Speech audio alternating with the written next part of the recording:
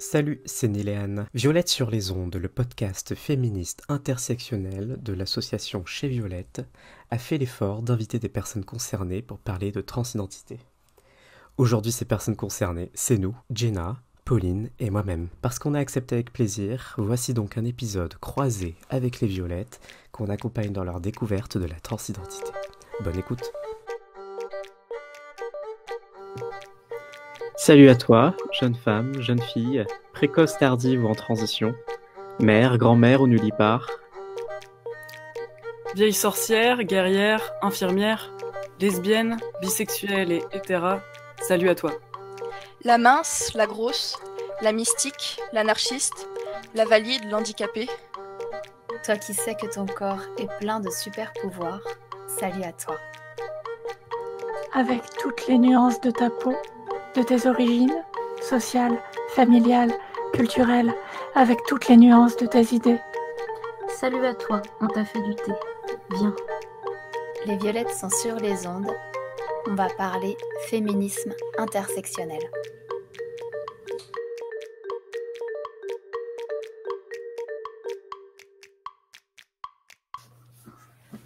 Bonjour tout le monde, vous écoutez Violette sur les ondes, le féminisme intersectionnel dans vos oreilles. Et aujourd'hui, on va parler genre et féminisme. Et pour l'émission, nous avons invité plusieurs personnes. Donc je propose qu'on commence par un petit tour pour se présenter et les inviter d'abord. Allez-y. Niléane, si tu veux. Oui, salut, moi c'est Niléane, je fais des trucs, je suis une militante trans. J'ai lancé un podcast récemment, c'est ce que je fais de plus notable. Ce podcast, c'est un podcast trans et on peut le trouver sur unptc.fr. Un PCT, du coup. Oups.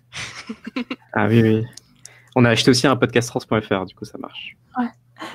Bon, peut-être il faut acheter un PTC pour être sûr. Oui, maintenant il faut l'acheter. Du coup, Jenna, si vous voulez vous présenter toutes les deux. Je m'appelle Jenna, je suis média activiste. J'aime beaucoup ce terme que j'emprunte à Alice Coffin. Je co-anime un podcast trans avec Niléane. J'ai fondé un autre podcast qui s'appelle Nos Voix Trans, dont le premier épisode va sortir bientôt. Et voilà. Et moi, c'est Pauline. Je fais partie aussi de l'équipe d'un podcast trans. Et c'est moi qui fais la représentation à genre, spectre asexuel et neurodivergence, épilepsie dans le podcast. Et donc, de l'émission de Chez Violette directement, nous avons Clara. Salut. Non, merci déjà à l'équipe de Un Podcast Trans d'être avec nous. C'est chouette comme crossover. Et du coup, bonjour à toutes et à tous. Moi, je ne fais que Violette sur les ondes aussi. Je n'ai pas de multiples podcasts. Et je suis une meuf cis. Cisgenre, c'est un mot qui désigne des personnes dont un genre a été attribué à la naissance, en général homme ou femme. Et qui se reconnaissent dans ce genre de naissance. Donc moi, par exemple, j'ai été assignée femme à la naissance et je me reconnais toujours dans ce genre-là. Donc j'ai un genre en accord avec le sexe identifié comme féminin à la naissance. Pamela aussi. Bonjour, Pamela. Je fais beaucoup de bricolage et c'est mon premier podcast avec Violette et tout court. Et je suis contente. Et donc pour finir, il y a moi, Claire, qui est déjà participé pareil à un épisode de Violette sur les ondes. Donc je suis aussi une femme cisgenre. Pour débuter l'émission, nous allons écouter une chronique de Clara qui concerne le sexe dans le genre. Clara, c'est à toi. Merci.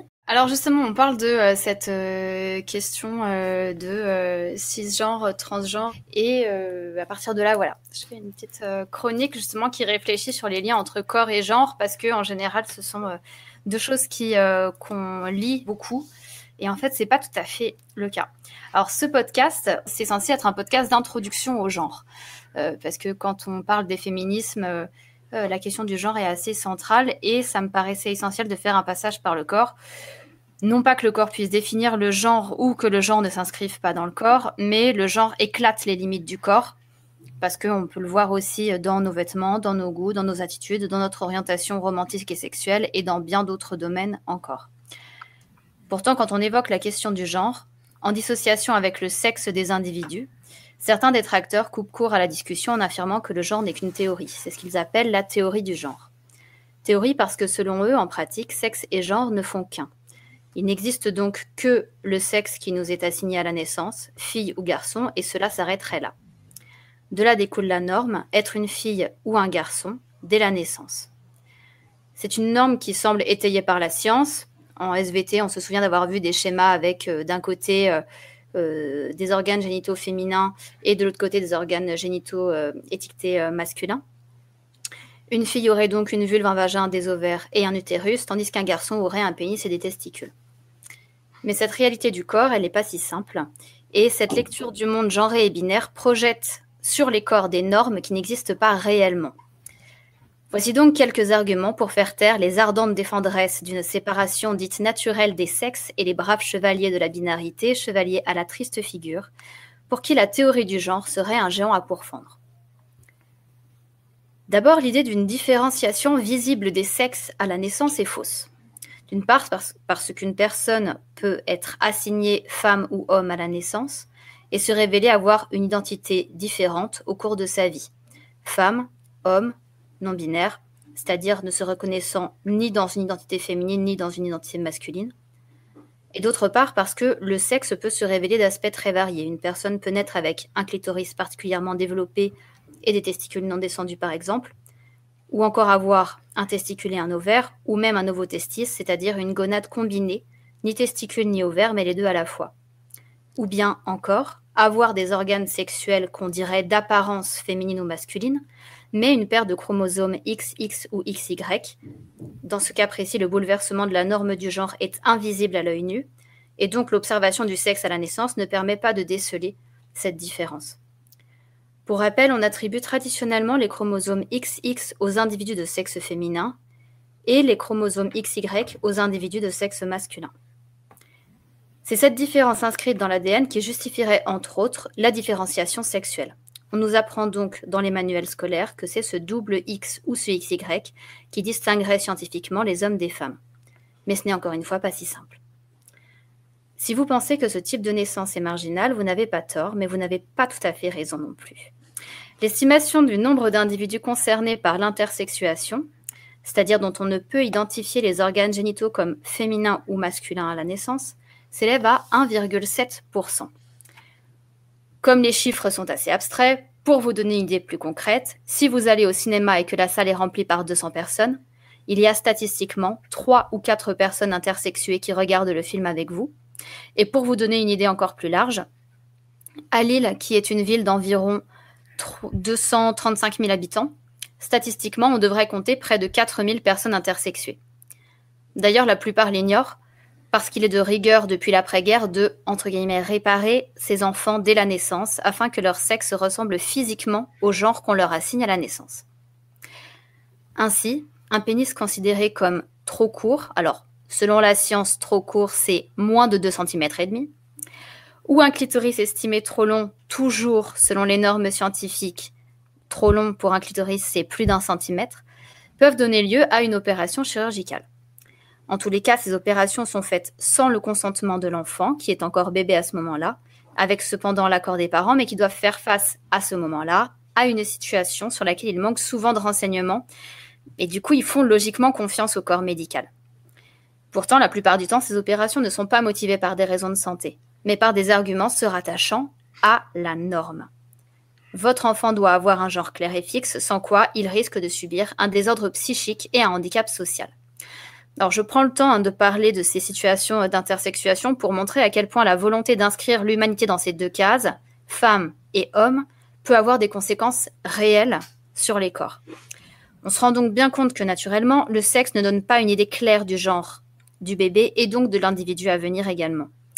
On va donc artificiellement par la chirurgie venir, entre guillemets, corriger la nature pour qu'elle respecte la dualité des sexes qui apparaît alors comme artificielle.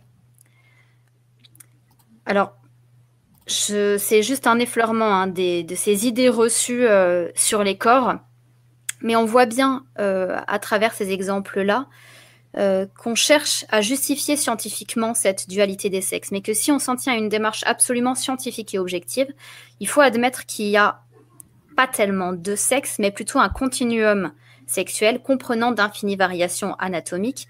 Et il faut aussi et surtout admettre que le genre dépasse les limites du corps, que ce n'est pas un moule dans lequel on peut couler une vision binaire du monde. Ça éviterait par exemple des opérations chirurgicales que je mentionnais plus haut et qui sont considérées aujourd'hui par l'ONU, Amnesty International, Human Rights Watch et d'autres instances comme des mutilations sexuelles. Et la France s'est fait retoquer plusieurs fois sur ces pratiques. Mais ça éviterait aussi des discriminations transphobes. Le corps, et il faut bien le dire et le comprendre, le corps ne suffit pas à définir le genre. Et pour celles et ceux qui craignent encore le déséquilibre psychique que pourrait engendrer l'idée d'une dissociation entre sexe et genre, je vais vous lire un petit extrait d'un livre que vous avez peut-être lu et qui s'appelle « Je suis un monstre qui vous parle » de Paul B. Preciado, un philosophe qui affirme à travers sa transidentité que les corps sont politiques. Dans cet ouvrage, il parle de son identité qui ne manque ni d'équilibre ni de beauté. Je cite. « Contrairement à ce que la médecine ou la psychiatrie croient et préconisent, je n'ai pas complètement cessé d'être Béatrice pour ne devenir que Paul.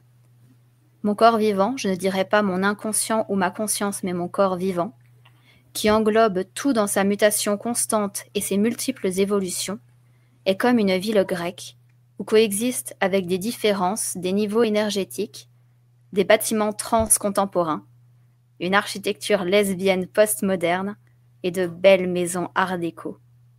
Mais aussi des vieilles bâtisses champêtres sous les formations desquelles subsistent des ruines classiques animales ou végétales, des fondations minérales et chimiques, volontiers invisibles. » Merci Paul B. Preciado et merci à vous de m'avoir écouté. Eh bien, merci à toi de nous avoir livré ce texte. Pour aller plus loin sur la question des droits des personnes intersexes, on peut vous renvoyer au travail du collectif Intersexe et Alliés. Il y a le GIS, qui est une association un peu plus universitaire, mais qui travaille sur l'altérité des corps, sur le droit des personnes intersexes. Et il y a l'association Altercorpus aussi. Et puis il y a aussi des associations d'usagers qui ont notamment des différences hormonales. Alors j'ai plus le nom en tête et j'ai peur de dire une bêtise, mais voilà, il y en a d'autres.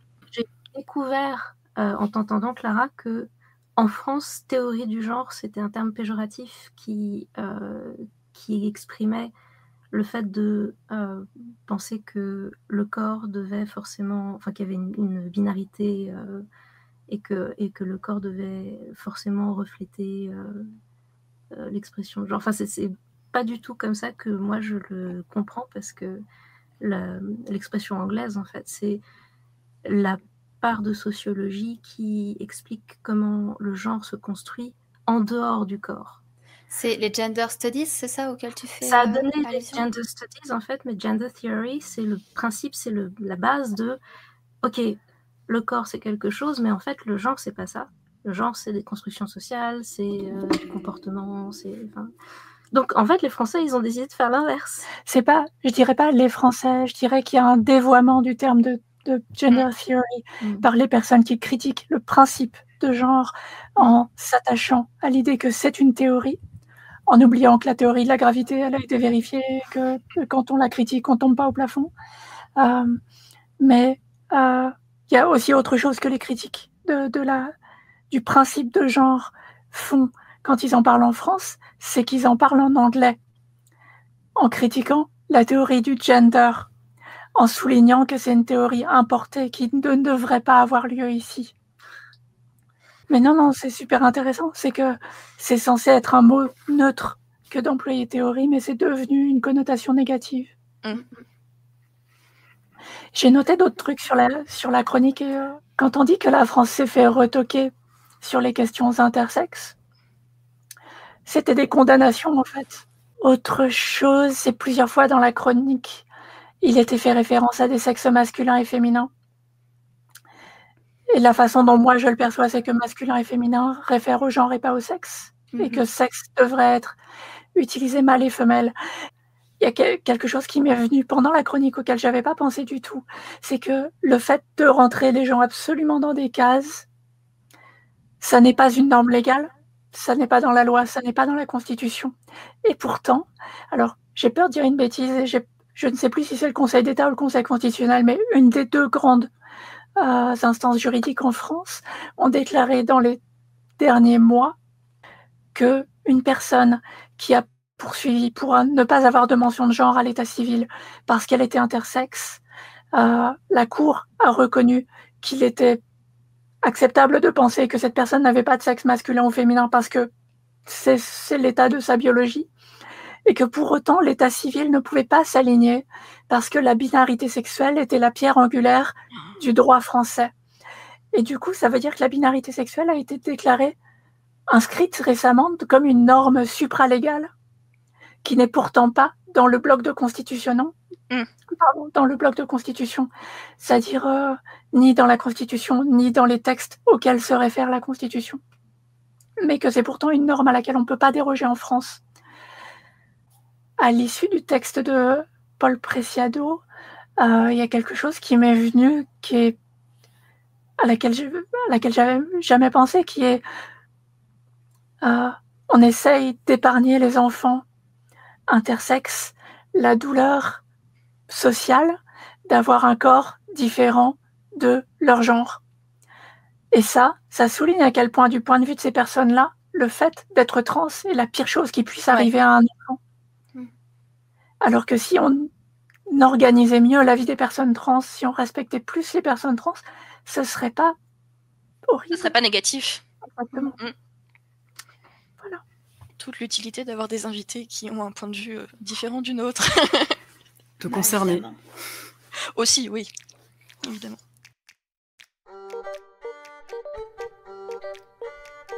Épisode croisé, un podcast trans rencontre les violettes sur les ondes.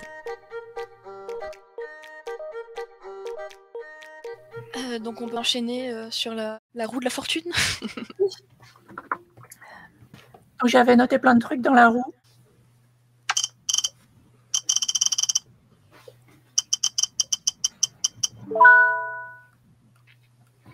Cis ou transidentité. Alors, indice, il y en a un des deux qui est mieux. Et c'est pas celui qu'on croit. De toute façon, la cis-identité, c'est totalement un impensé. Autant on en parle de plus en plus de la transidentité, autant la cis-identité... L'identité cis, ce sont les personnes qui se reconnaissent, qui vivent encore le genre qui leur a été imposé à la naissance.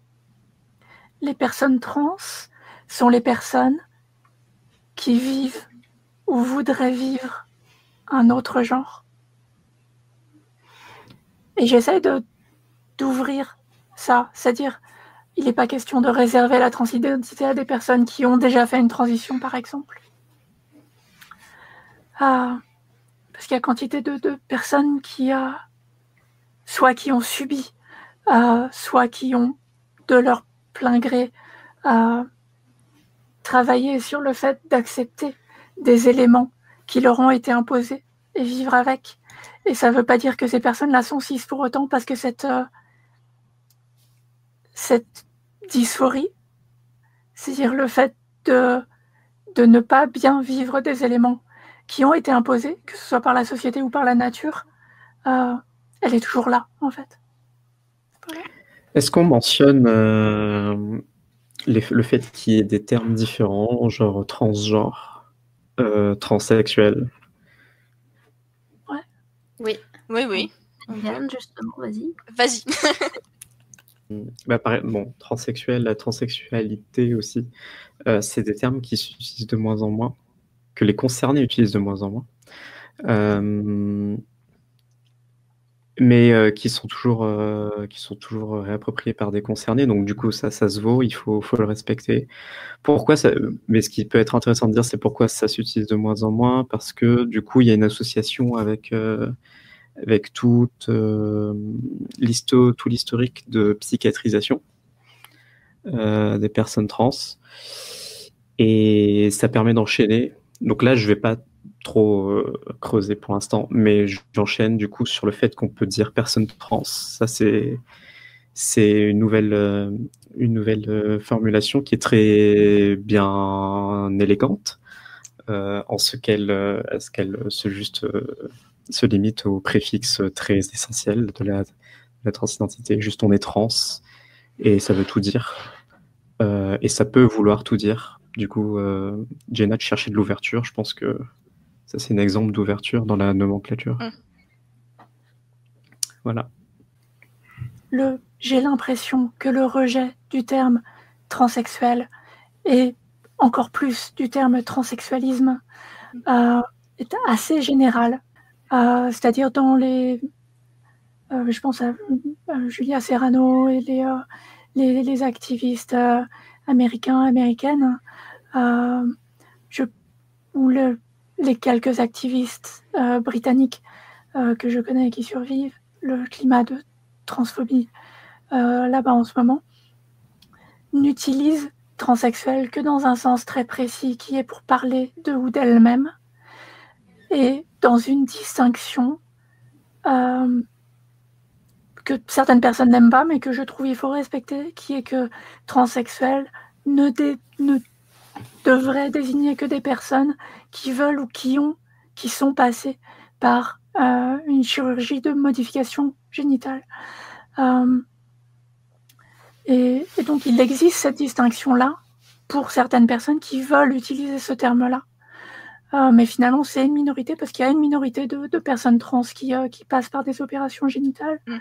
Et dans cette minorité, il y a une minorité qui veulent utiliser le terme transsexuel. Finalement, c'est un peu un terme médicalisant, non ? C'est ça, oui. C'était un terme médical au départ. Le fait de vouloir remettre un sens positif à un terme médical, c'est quelque chose qui est politique et qu'il faut respecter. Il faut savoir aussi que le climat là-bas est très particulier et que la transphobie est très ambiante et donc aussi très internalisée pour beaucoup de monde parce que, en France, c'est déjà pas cool, mais alors le Royaume-Uni... Ouais, c'est pire. Pour l'ambiance, on a la chance en France d'avoir sur 800 parlementaires 3 ou 4 qui ont le courage de prendre la parole pour défendre les personnes trans. C'est un tout petit pourcentage, mais on va dire les autres sont ou neutres, légèrement négatifs, mais en général ils n'en parlent même pas parce qu'on n'existe pas. Au Royaume-Uni, ce pourcentage est inversé, où il y a la minorité de parlementaires qui parlent des personnes trans en parlent de manière extrêmement négative, proposent des lois pour supprimer des droits. Donc voilà. Ouais, le climat de chaque pays la barre est basse, mais on est plutôt bien lotis. Est-ce qu'on relance la roue de la fortune pour découvrir un nouveau mot ?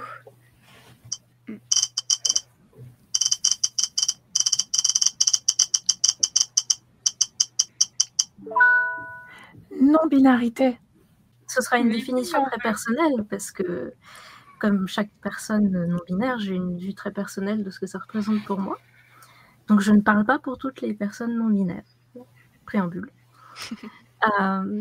Et donc, pour moi, la non-binarité, c'est une identité de genre qui ne tombe pas dans les deux cases dont on a l'habitude, qui sont hommes et femmes.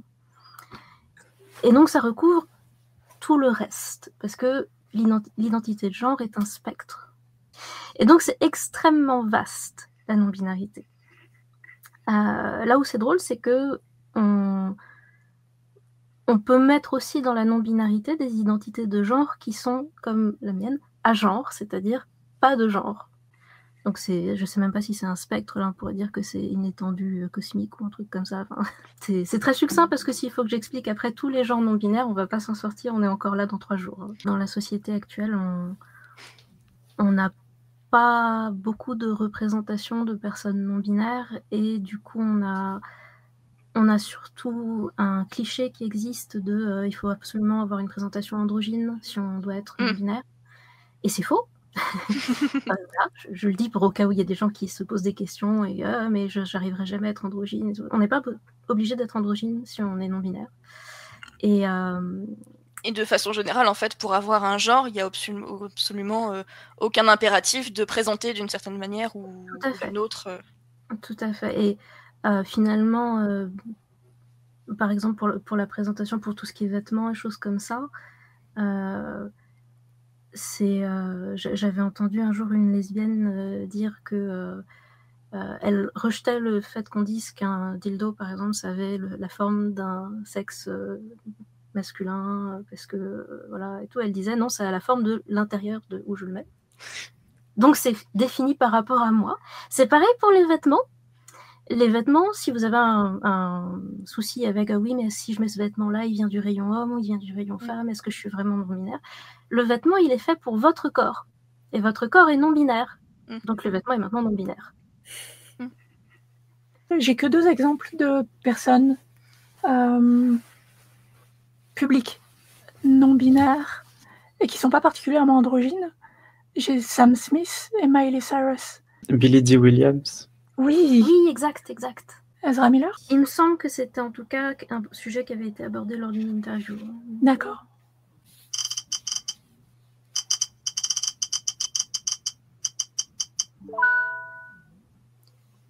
Influence de l'orientation sur le genre perçu. Orientation romantique et sexuelle, c'est ça? Oui, c'est ça. C'était ça l'idée.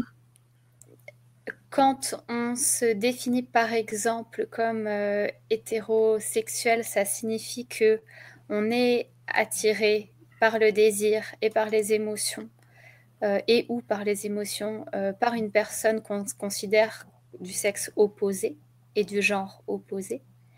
Et donc ça veut dire qu'on se définit soi-même, mettons comme femme cisgenre, si je prends mon exemple. Et donc, si on imagine que j'ai une attirance vis-à-vis de personnes que j'envisage de sexe et de genre masculin, je peux me définir comme hétérosexuelle.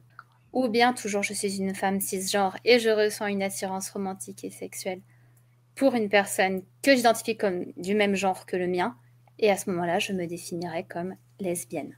Bisexualité, c'est ton genre et tous les autres genres, mais avec des variations d'attirance suivant...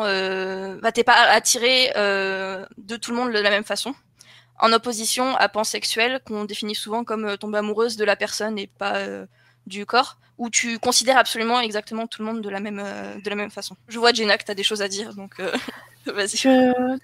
La façon dont moi je vis ces définitions-là, puisqu'on a établi que c'était des définitions personnelles, je suis d'accord sur la définition de la pansexualité précisément. C'est donc pouvoir être attiré par des personnes indépendamment de leur genre.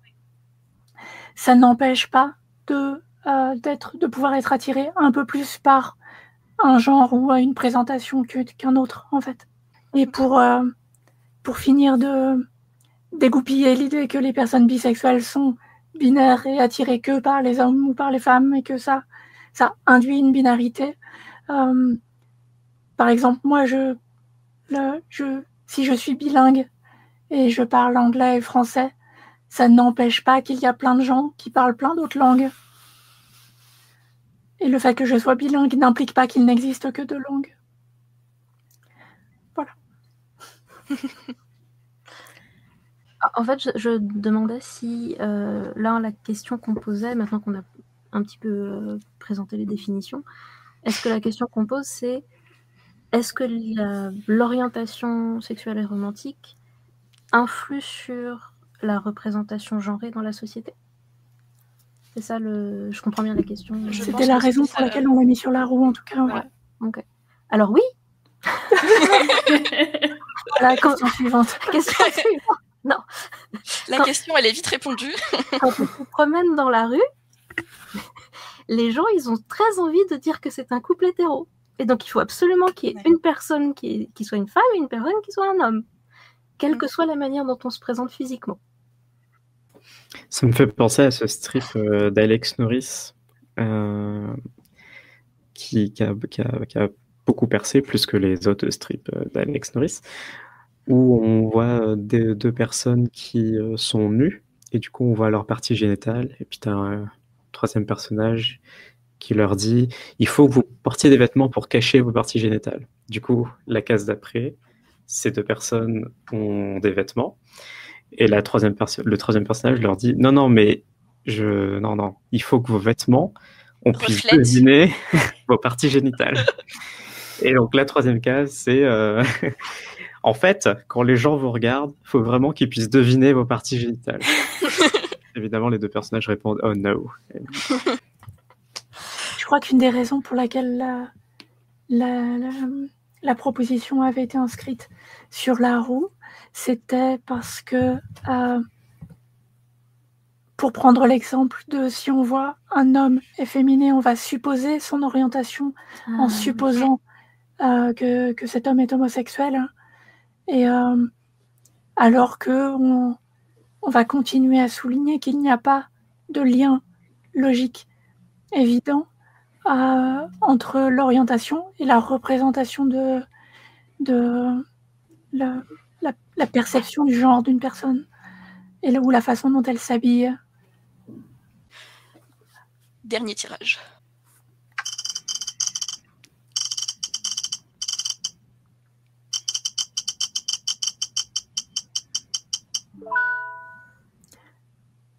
Performance de genre. Ah bah, on était dedans. Ouais. Bon bah c'est ça. Non, on a évoqué le sujet sur les autres sujets, finalement. Oui. C'est ça. Magnifique. Il y a éventuellement le mot queer, ça peut être important de l'expliquer dans ce podcast. Dans ce contexte. Ouais. Je trouve que Niléa n'a pas beaucoup parlé. Moi, tout ce que je sais sur ce mot, c'est pas grand-chose. Par contre, je sais que c'est un bien bel exemple de réappropriation qui s'est étendu, mais à un point, on ne voit pas ça souvent, en vrai. Parce que si le terme, on a dit plutôt transsexuel, est réapproprié parfois, c'est pas du tout à la même échelle. Ça reste minoritaire. Ouais, et je crois connaître beaucoup de personnes qui vont utiliser le terme de queer sans même savoir, désormais on est à cette étape-là, sans même savoir qu'il y a une backstory de réappropriation. Du coup, queer, peut-être un terme qui à la base s'associait à la notion de déviance ou d'anormalité. Donc c'était une insulte. Toujours une insulte, parfois. Et aujourd'hui, on va s'en servir dans nos cercles pour avoir un terme un peu parapluie assez large. Donc voilà, après donc il y a des définitions plus personnelles, je pense, mais globalement, on va retenir ça, je pense. Une définition que j'ai entendue est que queer rassemble toutes les personnes qui ne se reconnaissent pas dans la cis-identité ou l'hétérosexualité. C'est à peu près la définition que j'en avais aussi.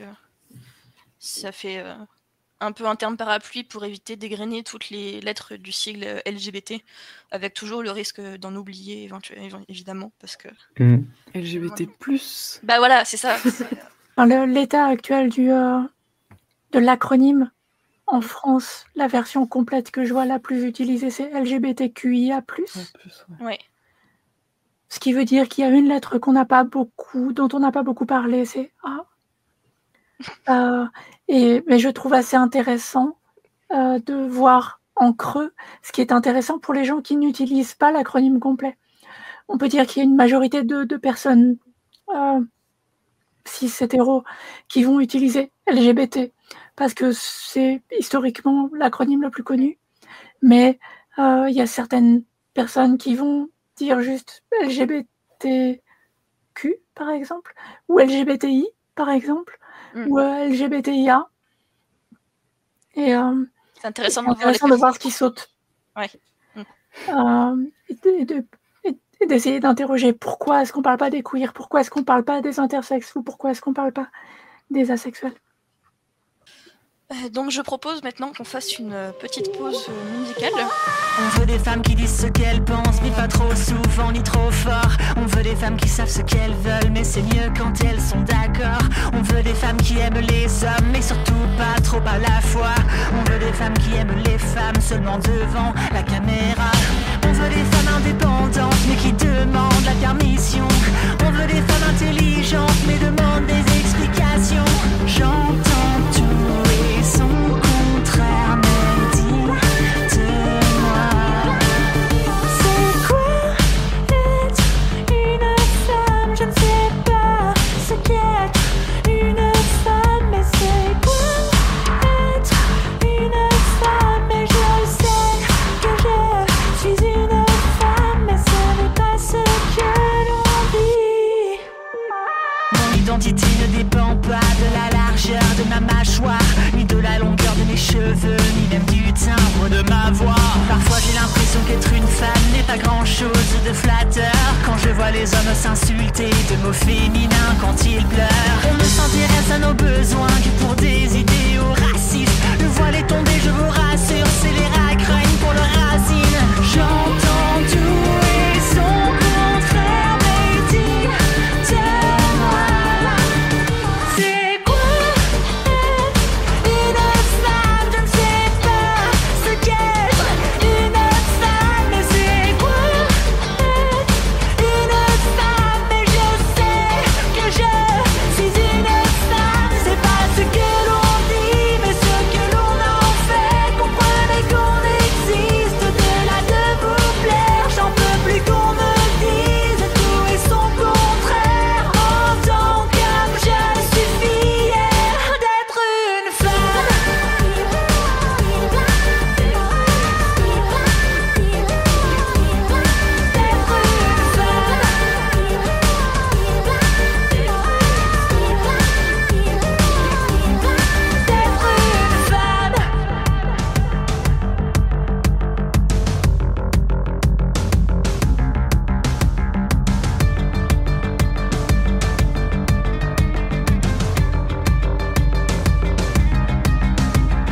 J'entends tout et son contraire, mais dis-moi, c'est quoi être une femme? Je ne sais pas ce qu'est une femme, mais c'est quoi être une femme? Mais je sais que je suis une femme. C'est pas ce que l'on dit, mais ce que l'on en fait. En tant qu'homme, je suis fière d'être une femme.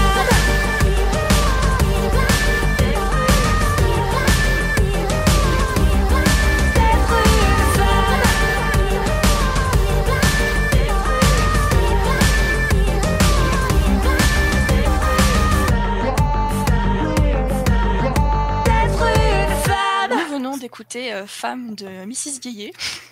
C'était vachement bien. T'as vu, hein? Ça remue beaucoup. Je vais un peu maintenant vous parler de la place surtout des personnes transgenres dans le féminisme, parce qu'il y a des choses à dire.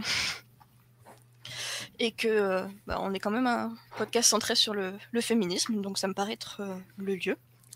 Donc pour commencer, ça fait assez peu de temps en fait que la question de l'inclusion des personnes trans pose question dans le féminisme, parce qu'en fait avant les années 70, la transidentité en fait c'était un impensé, le terme trans n'existait pas, et du coup le grand public et même les féminismes n'en parlaient juste pas, et du coup quand le problème se posait un peu au cas par cas, il n'y avait pas de problème pour les inclure dans le féminisme.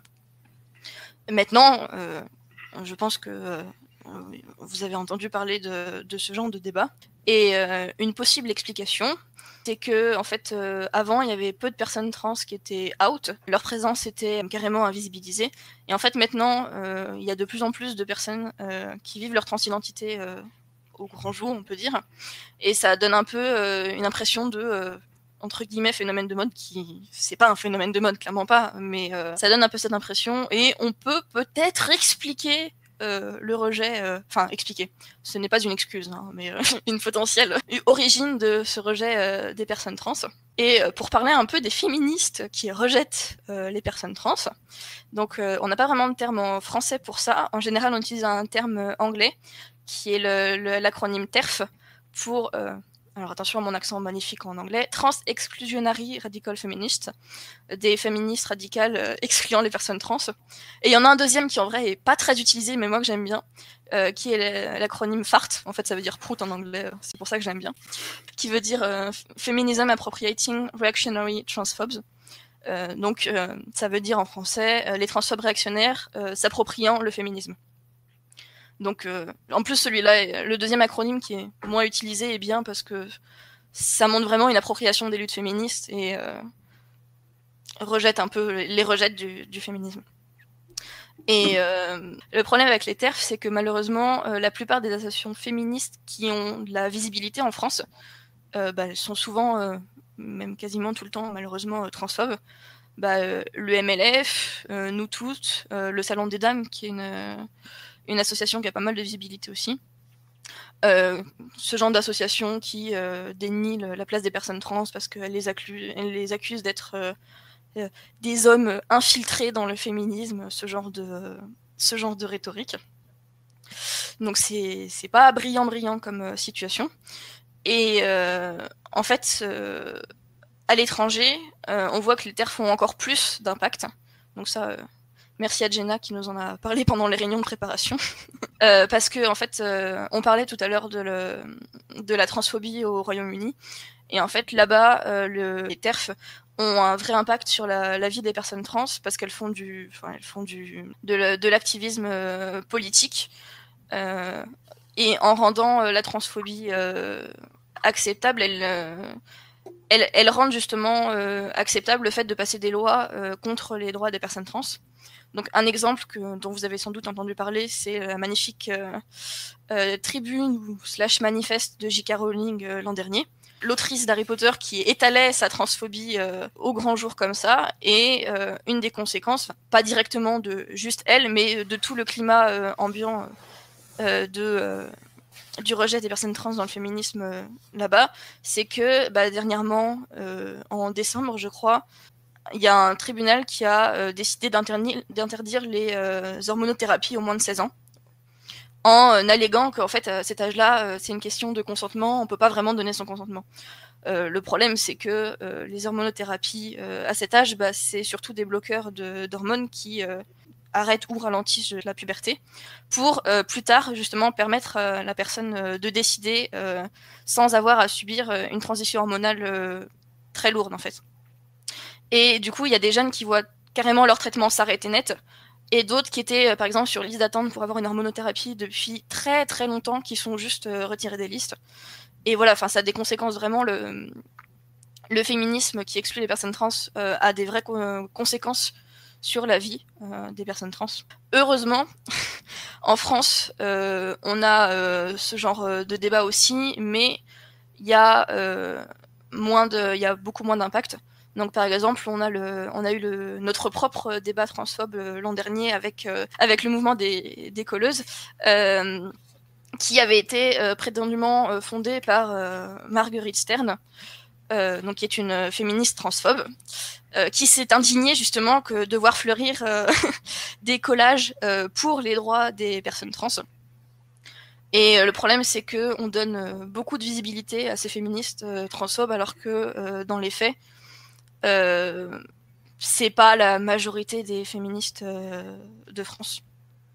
Et par exemple, toujours pour continuer l'exemple du mouvement des collages, la grosse majorité des colleuses se sont totalement désolidarisées de Marguerite Stern en réfutant totalement sa rhétorique et en disant pour elle, le mouvement des collages, c'était pas ça. Et donc tout ça pour finir par dire que c'est à mon avis important en tant qu'allié en tout cas de ne pas soutenir ce genre de féminisme sous prétexte que on est déjà contente d'avoir des féministes qui sont visibles à des heures de grande écoute ou ce genre de choses. Pour moi, le féminisme ne devrait pas se faire parce que c'est le moins pire et le mieux qu'on arrive à avoir, même si c'est au détriment des droits d'autres personnes. Voilà. Peut-être juste préciser Vas-y. en termes par rapport à la situation au Royaume-Uni pour les jeunes trans, si vous voulez facilement vous tenir au courant de la situation, parce que bon, ça évolue un peu beaucoup en ce moment. Il y a une asso nationale au Royaume-Uni qui est vraiment très très très très cool et qui bosse d'arrache-pied, qui s'appelle Mermaids. Mermaids comme des sirènes, et du coup c'est MERMAIDS. Le site, je sais pas c'est quoi l'URL exactement, mermaidsuk.org.uk. Et donc sur Twitter également, leur compte Twitter est très actif. Et du coup, voilà, juste petite astuce pour se tenir au courant de la situation là-bas. J'aime bien que tu aies souligné l'acronyme FART. Parce qu'il souligne vraiment quelque chose qui est... Ce sont des transphobes qui essayent de s'approprier le terme de féminisme et qui essayent de redéfinir le terme de féminisme. Et pour moi, il y a un des slogans féministes qui m'a marqué depuis tôt dans ma vie politique, c'est « Ne me libérez pas, je m'en charge ». Et ça veut dire, la façon dont je le comprends pour moi, c'est il n'est pas question de libérer des gens contre leur gré. Et par exemple, on ne va pas arracher le voile des femmes qui veulent porter le voile. Et là, ces pseudo-féministes luttent pour imposer des pubertés à des enfants qui ne veulent pas de ces pubertés-là. Et on est vraiment à l'opposé du féminisme. Voilà, pour finir, c'était juste impliquer des personnes trans quand vous faites des campagnes, des supports, des initiatives et des podcasts, voilà. En conclusion, les personnes trans sont allouées, louez-nous. Voilà. Comme ça d'argent.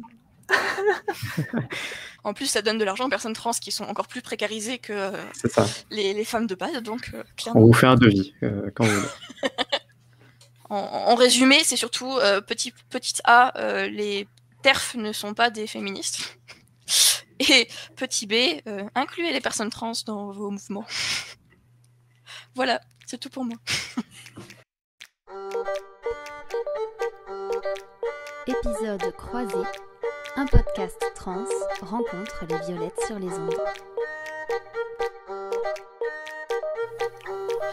Donc, maintenant que j'ai assez parlé, on va laisser Pamela nous parler cinéma et documentaire. Si tu veux bien, Pamela. Donc on va évoquer avec vous deux documentaires. En tout cas, ils se revendiquent comme documentaires tous les deux.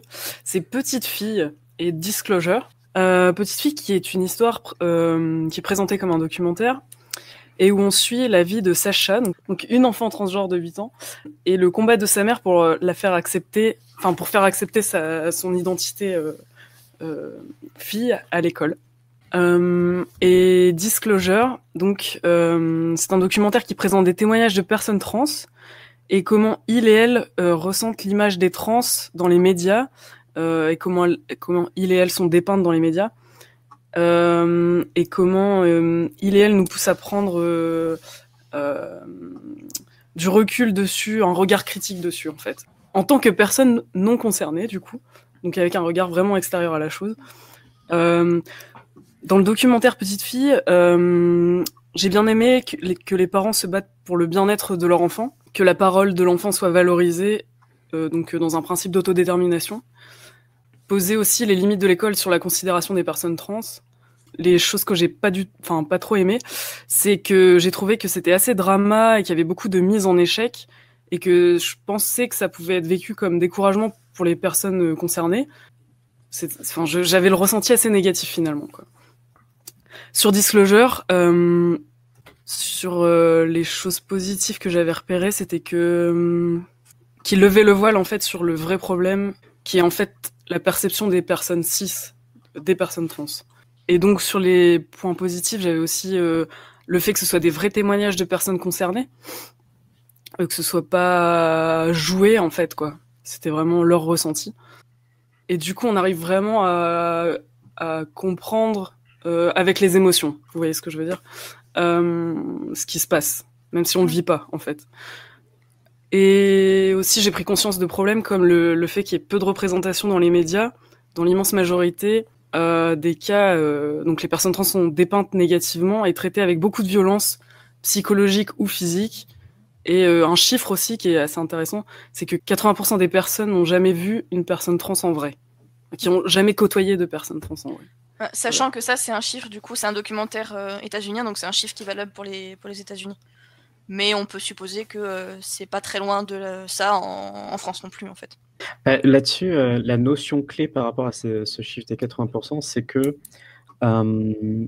c'est vraiment pour dire que cette représentation des personnes trans au cinéma, à la télé, sur les écrans de manière générale, en fait, c'est la seule interaction que les personnes cis vont avoir avec la notion de trans de loin, vaguement. Et donc, c'est pour ça que c'est très grave et que c'est important, cette question de représentation. Et sinon, pour les 2 films, pour Petite Fille, donc réalisé par Sébastien Lifshitz, qui a un historique de réalisation sur le sujet. Petite Fille, c'est un peu... ça pourrait être pire, mais c'est vraiment à la surface de ce qu'on aimerait avoir, mais vraiment à la toute surface. Il y a beaucoup de choses qui auraient pu être faites sur l'histoire de cette jeune fille, mais qui ne sont pas là et qui ne sont même pas près d'être là. On n'y est même pas à 2 doigts. Notamment, il y a ce conflit avec l'école qui refuse de reconnaître de manière générale la petite fille trans. Et voilà, on est, comme tu l'as dit, on n'est que dans la mise en échec, on n'est que dans le constat de la situation très très gênante pour la famille entière. Sauf que il y a aucun propos de la part du documentaire lui-même, du documentaire entre guillemets, parce que du coup, moi, je suis d'accord pour dire que ça n'en est pas tellement un. Le terme mériterait mieux que ça, d'avoir des films sous son parapluie. Il mériterait mieux. Donc ça, c'est pour Petite Fille. Après, bon, j'ai des choses positives à dire, mais j'aimerais commencer par ça. Et pour Disclosure, c'est un excellent documentaire. Et là, le terme documentaire mérite d'avoir de tels films sous son parapluie. Réalisé par des personnes concernées qui ont directement pris part à ces représentations. Ce sont des personnes qui, elles-mêmes, ont contribué à la représentation de la transidentité au cinéma et à la télé dans les médias. Donc c'est extrêmement intéressant. Et puis regarder Disclosure, ça t'apporte un bagage incroyable. Si tu ne connais pas le sujet, ça t'apporte un énorme bagage d'un coup sur ce sujet-là. Et donc ça peut être très très efficace. Si tu as besoin de t'éduquer très rapidement sur le sujet, boum, tu regardes Disclosure 2 heures plus tard, tu as vraiment beaucoup de bagages. Donc c'est vraiment, vraiment cool à recommander pour ça. Pour moi, la définition d'un documentaire, c'est un film qui a été écrit à l'avance, précisément, avec une narration, avec un propos, avec une démonstration. Et c'est exactement ce que fait Disclosure. Les personnes qui ont été interrogées, elles ont été interrogées parce qu'on le savait, ce qu'on voulait montrer. On savait ce que ces personnes apporteraient. Petite Fille, c'est un reportage. C'est un travail de journalisme pour montrer la situation d'une famille, pour montrer la progression de cette famille sur l'année que le tournage a duré. Mais c'est pas il n'y a pas de propos, il n'y a pas de... On n'a pas, autrement que par ce qui est montré à l'écran, l'intention de la personne qui a réalisé. Et effectivement, Lifshitz, c'est un thème qu'il aime bien. À notre connaissance, c'est un homme cis gay. Peut-être que c'est un sujet qui le passionne et que c'est un allié qui est à quelques mois d'un coming out, on n'en sait rien. Mais en attendant, pour l'instant, il semble que ce soit juste une fascination. Et à ce titre, il semble qu'il montre indifféremment des choses qui servent et des choses qui desservent le propos, des choses qui mettent en valeur et des choses qui rendent vraiment mal à l'aise de regarder cette petite fille se déshabiller sans qu'il y ait autre chose qu'une fétichisation des corps trans. Ça ne sert pas un propos, ça ne sert pas la narration. On ne sait pas pourquoi on regarde cette petite fille. Dans le meilleur des cas, on partage un malaise. Et pour moi, dans les choses qui m'ont mise mal à l'aise, je suis très très sensible à la musique. Et pour comparer Disclosure à une bande-son qui a été composée exprès pour le film et qui est magnifique, qui apporte une cohérence au propos, à tout le projet, parce que c'est le même compositeur du début à la fin. Je n'ai plus son nom en tête, je suis désolée. Mais là, on sent que c'est une œuvre qui se tient. De l'autre côté, et c'est un choix qui se tient aussi pour des films de fiction, la musique de petites filles est composée de plein de morceaux qui viennent de plein d'endroits différents. Et en essayant de prêter une intention à la personne qui a choisi la musique, puisque la musique, elle n'est pas là par hasard. Donc, moi, j'ai cherché ce qu'était la musique parce qu'il y a certains morceaux qui m'intéressaient. Dans la première partie du film, la musique vient de films documentaires d'il y a 10 ou 20 ans, et plus particulièrement de films qui ont accompagné des scènes de naissance. Donc, pourquoi pas? Puisqu'on parle d'une petite fille, donc c'est l'arrivée de la petite fille dans la famille, pourquoi pas? La deuxième partie du film, on entend quelqu'un qui chante, alors que la première partie est plutôt instrumentale, la deuxième, ce sont des voix qui chantent. Et ce sont non seulement exclusivement des voix féminines, ce sont non seulement exclusivement des voix masculines, mais ce sont des morceaux qui ont été écrits au XVIIe, XVIIIe pour des castrats, qui sont chantés par... Ah, le nom m'échappe. C'est un chanteur français, haute-contre, qui est très talentueux, qui a une très très jolie voix. Mais soit c'est un impensé de la part de l'auteur, auquel cas c'est un peu désagréable, soit c'est fait exprès de la part de l'auteur et c'est très désagréable. Encore pire, ouais. Parce que voilà, l'association des femmes trans au castrat, montrer des femmes trans comme étant des hommes qui se griment ou des hommes qui se mutilent, c'est tout ce contre quoi on lutte. Ce sont ce genre de stéréotypes qui nous font beaucoup de mal. Et si je peux vous poser à toute une autre question, comment est-ce que vous expliquez que ce film il ait eu autant d'écho? Enfin, moi je sais par exemple que ma tante elle m'en a parlé, que voilà sur Arte il a été beaucoup vu. Comment est-ce que vous envisagez qu'il puisse y avoir une telle réception de ce film-là, alors qu'on voit bien qu'il a quand même un certain nombre de limites? Vas-y, Nélia.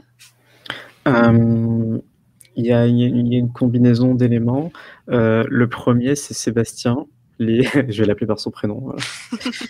C'est Sébastien parce que voilà, il a une réputation et il a un nom qui fait que du coup, forcément, il va pouvoir réunir une production et des producteurs. Et la production associée d'une grande chaîne de télé, donc Arte. La deuxième chose à laquelle je pense, c'est que c'est un film qui est émouvant. Et du coup, puisqu'il est émouvant et doux à regarder, par doux, je veux dire en termes d'ambiance, il va forcément remuer des choses chez le public qui n'est pas fait de personnes concernées. Et du coup, ce public de personnes non concernées va relayer et va émettre des avis très positifs sur ce film, qui les a émus, qui les a accrochés. et qui leur a permis de le temps d'une soirée, de s'intéresser à un sujet qui d'habitude n'est pas apporté chez eux. Bon, il y en a peut-être d'autres des éléments, mais je pense à ces deux-là. Ouais, j'ai constaté le succès quand ma famille a commencé à m'envoyer le film en disant « c'est trop bien, j'ai pensé à toi », etc.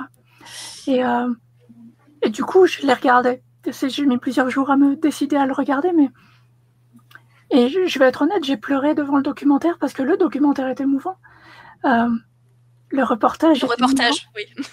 Le film, l'œuvre est émouvante. Il faut lui reconnaître ça. C'est très... c'est bien montré, bien emballé. Une des raisons, je pense, pour lesquelles le public s'autorise à être ému par ce reportage, c'est l'âge de l'héroïne.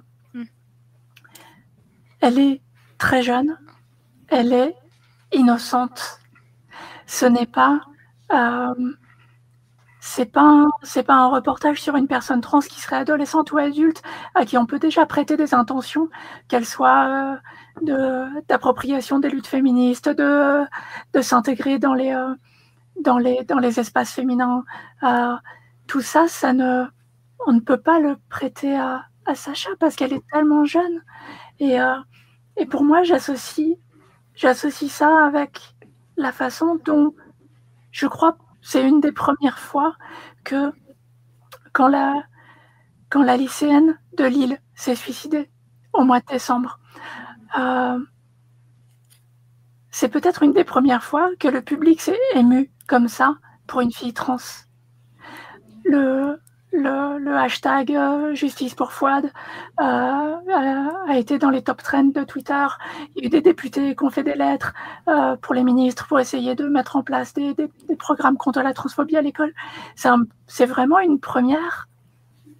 Et pour moi, j'associe les deux mécanismes. C'est que c'était des personnes trans très jeunes à qui on ne peut pas prêter de mauvaises intentions. Pauline, vas-y. Oui, c'est moi ce que je voyais, ça reprend un petit peu ce que Jen a dit, ce que je voyais comme mécanisme qui permet au grand public, donc les personnes qui ne sont pas forcément concernées, d'apprécier énormément le reportage Petite fille. Donc c'est une petite fille, comme tu disais, mais surtout on l'entend quasiment pas. Et donc pour moi, c'est pas un reportage sur une petite fille trans, c'est un reportage sur la famille autour d'une personne trans. Et à la très grande différence de l'autre, qui est un documentaire sur des personnes trans avec des personnes trans qui racontent leur vécu, là, on n'entend pas la personne trans quasiment. Enfin, si, de temps en temps, elle dit oui, non, moi j'aime bien être une fille. Enfin, tu vois, deux, trois phrases, mais finalement, sinon, elle est silencieuse en permanence. Donc, c'est pas sa voix à elle qu'on écoute. C'est toutes les autres personnes autour. Et c'est très souvent ça dans des sujets qui sont pas très bien perçus par le public, comme là j'ai que par exemple le handicap, l'autisme en tête, mais on entend beaucoup les familles et le grand public a besoin d'entendre les personnes concernées, mais ne veut pas parce que c'est plus facile d'entendre les gens autour, qui sont souvent du coup des très mauvaises représentations de ce que c'est que l'autisme ou le handicap. Voilà, c'est ce que je vois comme différence. Enfin, voilà, pour moi, c'est exactement la même chose qu'avec les familles de personnes autistes. En fait, l'héroïne, c'est la mère. C'est ça. Et la mère, elle est formidable. Hein. J'aurais aimé avoir cette mère-là. Elle est très bien. Elle est exemplaire.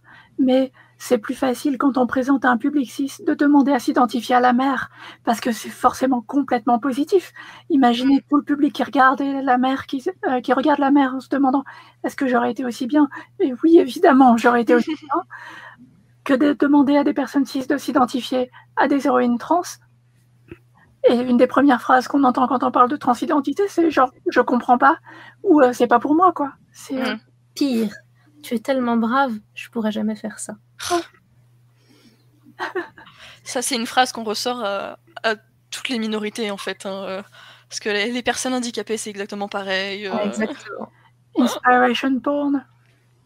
C'est exactement ça. Je ne suis pas ta leçon de vie. Pour revenir au... Parce que moi, j'ai pas vu Petite Fille, mais j'ai vu Disclosure. Ce que j'ai beaucoup aimé, moi, bon, d'une part, j'étais par moments un peu paumée parce que je connaissais pas du tout tous les films qui étaient mentionnés. Parce que c'est états-unien et que des fois, il y avait des vieux films que je connaissais pas, en fait, tout simplement. Mais j'ai beaucoup aimé, d'une part, le fait que... faut dire que ça a été fait par... produit, scénarisé, je sais plus, par Laverne Cox, qui est une super actrice trans noire aussi. Et donc, en fait, ils oublient absolument pas la dimension du racisme, qui est quelque chose qui m'a pas mal marqué. Notamment, il y a un moment, alors je sais plus quelle personne c'était, qui se trouvait être asiatique, qui parlait du fait, la réaction qu'elle a eue en faisant son coming out, où elle disait qu'en fait, on lui a demandé « Ah, mais comme telle personne de tel film », parce qu'en fait, la personne à qui elle faisait son coming out ne connaissait que ce film-là, qui avait une personne présentée comme trans-asiatique, et en fait, cette personne dans le film, c'était un ou une tueuse, je sais plus, en série. Donc, plus tous les cas de blackface associés à la transidentité, parce que se déguiser en fille et se grimer en noir, ça fait toujours rire. Un peu moins maintenant, mais quoique. Nous, ça nous fait pas rire. Mais malheureusement, je crois qu'il y a des personnes qui en sont encore là. Mais j'avais trouvé ça vraiment, vraiment intéressant que ça parle aussi, enfin ça n'oublie pas la dimension du racisme qui malheureusement est souvent... va souvent de pair avec la transphobie. Et j'avais beaucoup aimé aussi la conclusion de Laverne Cox, justement, qui était que, comme Niléane l'expliquait, les représentations sont vraiment très importantes parce que pour beaucoup de personnes, c'est un peu les seules représentations qu'on a de la transidentité, mais que si c'est la représentation pour la représentation sans que derrière ça change la vie des personnes trans, ça sert pas à grand-chose, quoi. Si derrière on fait juste de la représentation pour une question de wokeness ou d'éveil à la, je sais pas comment on pourrait présenter ça de façon un peu dégueu, d'éveil à la différence ou un truc comme ça, sans derrière vraiment agir pour les droits et les droits des personnes trans, c'est du vent, quoi. J'ai envie de reconnaître ça à Petite Fille.